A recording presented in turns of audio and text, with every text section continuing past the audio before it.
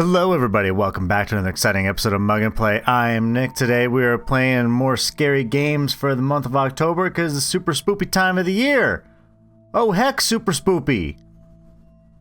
It's like the sign says. Oh heck, super spoopy.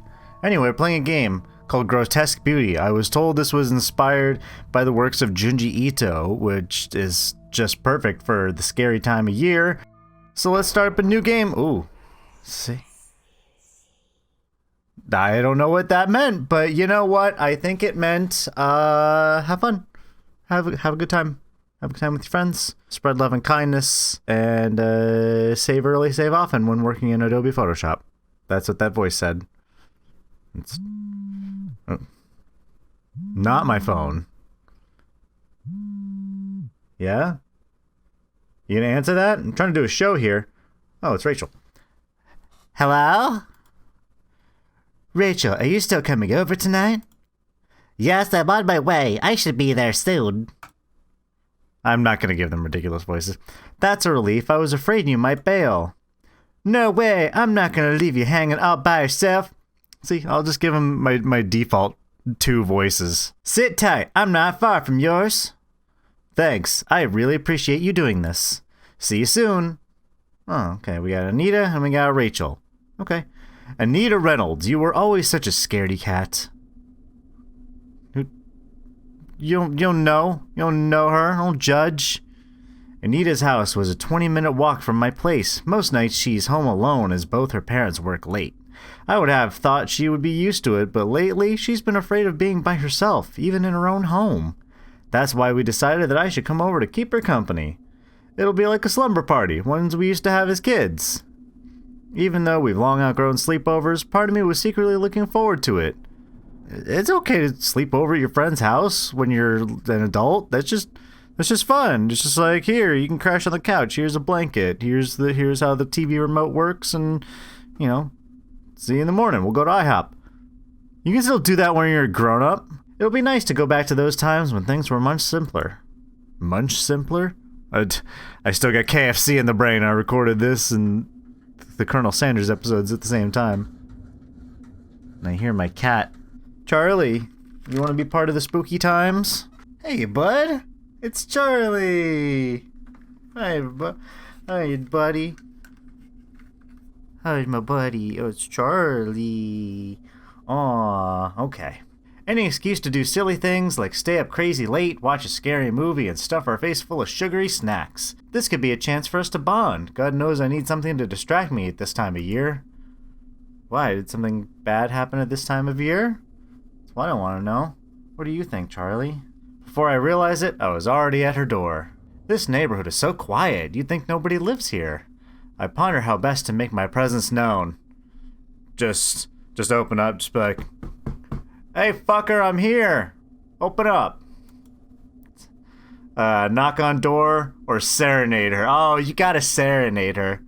Anita, oh fair maiden, let down your long, gorgeous hair. Oh, Charles, you're a cat. You're a gosh dang cat. Who's in the way of my microphone? All right. Go hang out on the bed. From a window above, my friend popped her head out. Quiet, the neighbors will hear you. Sweet Anita, but I have not yet begun to serenade you out here, and I will spill my heart for all to hear. Stop it, you're embarrassing. I'm on my way down. Don't kick up any more fuss. I wasn't sure who was singing. It's like, I'm on my way. Shut your goddamn mouth. Rachel, you made it. I'm so glad you came. Did you wait long? Of course, you're fashionably late as usual. You can apologize or joke about it. It's joke about it. It's whatevs. You know I'm worth the wait. As the one who's always doing the waiting, I'd have to disagree. Right now, you're the one keeping me waiting. It's freezing out here. You gonna let me in or not? If you're cold, it serves you right. Consider it payback for your tardiness. Well, I knew you were evil. I gotta do a better job at distinguishing their voices. Man, it's been so long since I last visited. I almost feel nostalgic.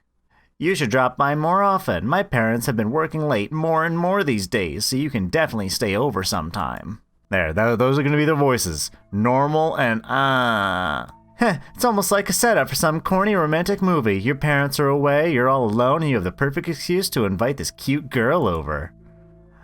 Pff, cute girl? Where? I don't see any.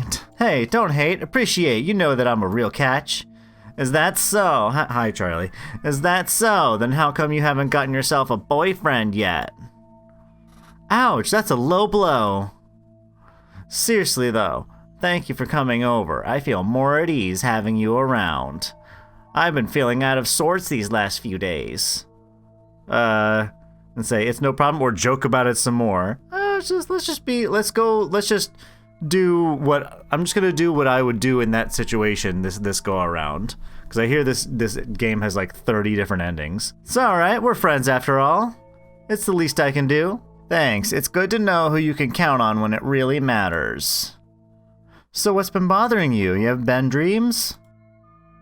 Something like that, I guess. I don't know, it's hard to describe. I've been having this bad feeling every night for about a week. Like a premonition? Don't say that. Oh, they were both chit-chatting for a second. Don't say that. That's only going to freak me out even more. It's more like I've been feeling like something's been watching me. Ah, I see. You always feel like somebody's watching you, and you got no privacy. Oh. You say something has been watching you, not someone. What do you mean? Like I said, it's hard to explain, but I've been feeling this each night when I walk home. It's been like this ever since the fog came. Have you noticed the mist on your way here?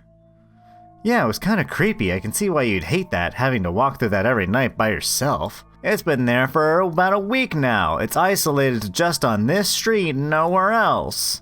Don't you think that's odd? It makes going outside even more eerie, being unable to see what's lurking around me.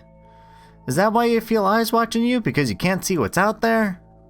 Probably, but the feeling doesn't go away when I make it home. It follows me inside. Even now, I still feel a bit paranoid. Oh. Then maybe I shouldn't have given you all these mushrooms an hour earlier. They're probably not going to help in about 30 seconds. What are you saying? Something is watching you through the walls? I don't know. I don't have an answer. It just gives me the creeps. I knew Anita for a long time. We grew up through elementary school together, and she's always been easy to startle. This time it's different. She seems genuinely afraid that something bad might happen. It's enough to also put me slightly on edge, but I have to be strong, for her sake. The hair on the back of my neck tingles. Was it just my imagination, or was something staring at me too? There's more, you know. Huh? Did you know there have been a few reported disappearances from this neighborhood lately? Ooh, it's never bueno. Seriously? I didn't know that. Yeah, 2 people went missing. There's been no trace of them, no clue about what happened. They were always told to use the buddy system, but then they both went disappearing at the same time. You know, 'cause they were using the buddy system with each other. They just vanished, a handful of strangers with no connection to one another. Okay, well, there goes my buddy system theory, but you know what? It was an educated guess. The police have no leads, so they're leaving open the possibility that they ran away on their own. Even though they didn't know each other, they went off to form the new Power Rangers. Fuck, I don't know. No way, not all of them at the same time. I know, right? For so many of them to just disappear in such a short space of time is too coincidental. All of this just makes me so uncomfortable. Aren't your parents worried to leave you alone knowing people have been disappearing? People were scared for a while, but that didn't last long. Eventually, they just moved on. No one seems to think it's serious anymore. The problem is that there's just no evidence of anything bad happening to them, but the fact that there's been no trace of them worries me. Who runs away without taking any of their belongings? It's so unusual. How can no one, not even their family, do nothing about it and not lose their mind? Sorry, there's just so much, that's like a quadruple negative. How can no one, not even their family, do nothing about it and not lose?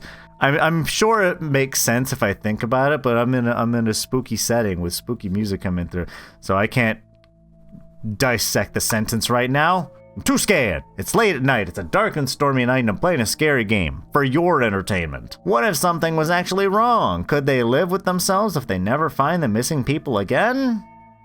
I remained silent, feeling somber suddenly. My gaze dropped down to the floor. Things have just turned to a touchy subject.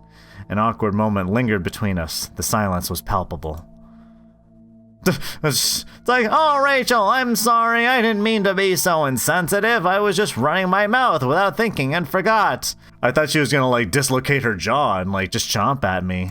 It's okay. It's a long time ago. Should have gotten over it by now, or at least shouldn't get me bad anymore. Get me bad? I don't know. It's just this time of year. This was around the time she disappeared. Normally I don't think about it anymore. After all this time I learned to forget she's missing. Not really though. You have to let go a little or it can eat you up. But during this time, every year it all comes rushing back and I remember too much. My sister is gone. I may never see her again. It suddenly hits me in one go and I get all emotional and I feel guilty about it because all I'm thinking about is how I feel. Like how I never got any closure, never got to say goodbye to her. My last memories of her were so mundane. It was just another normal day. If I knew that was our final meeting together, I would have cherished the moment, cherished the sight of her and letting her know how much I miss her. But it's such a selfish wish. She could be scared or hurt and I'm upset about how I feel. I'm really sorry, Rachel. It sucks. It's like, yeah, my family member went missing abruptly, and she's like, yeah, that sucks shit. Anyway, what are you gonna do about her car? You know, just saying, like, are you gonna sell it to anyone? Because I'm looking for a new car. I wish I could make it go away, but please don't blame yourself. You can change the subject or joke about it. Well, I mean, if it's a touchy subject, I'm probably not going to joke about it, so let's just change the subject. So anyway, what are your thoughts on the new Pokemon games? Listen to us, we've launched straight into catching up and we haven't even settled down yet. We need a change of pace.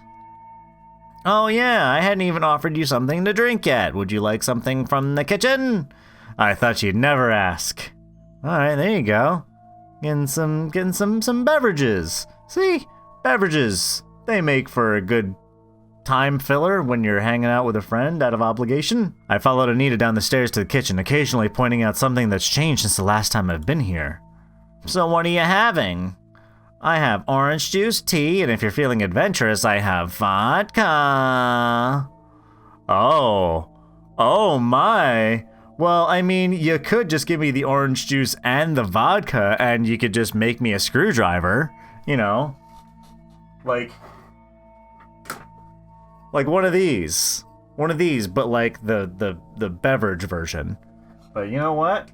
I think we're gonna figure out what we have next time on Mug and Play. Thank you so much for hanging out with me.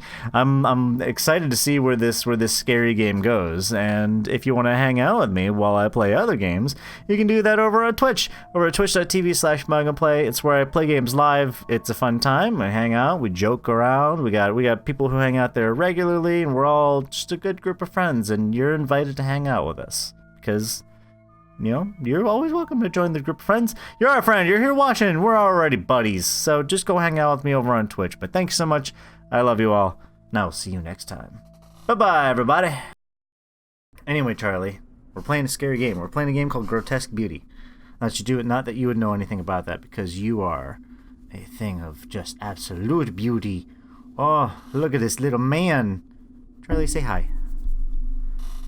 Or don't. Whatever.